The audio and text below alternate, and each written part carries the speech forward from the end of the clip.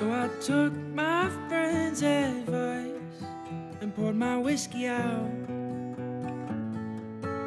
then deleted your number and erased those photos.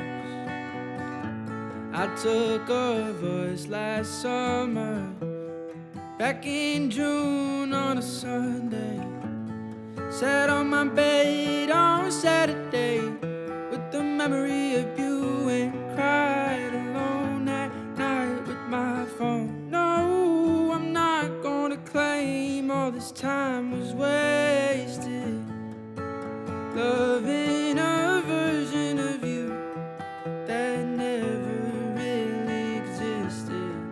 I might be growing backwards, but in middle age, the older I get, the harder it is to remember the numbers to my passwords. And while growing more afraid of the month of December descending on us again, I ended up in another bender. Last night out of fear of finding myself alone in middle age, drunk alone again in tears, crying. I slept with some random guy.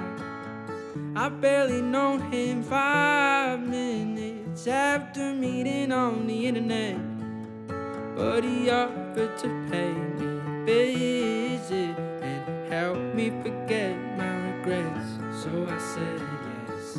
Now I'm hurting but not healing, crying but not quite bleeding, but lucky for me, dealing with unwanted feelings is something I'm good at concealing. Jay, can you believe it? I might be growing backwards, but in middle age, the older I get, the harder it is to remember the numbers to my passwords.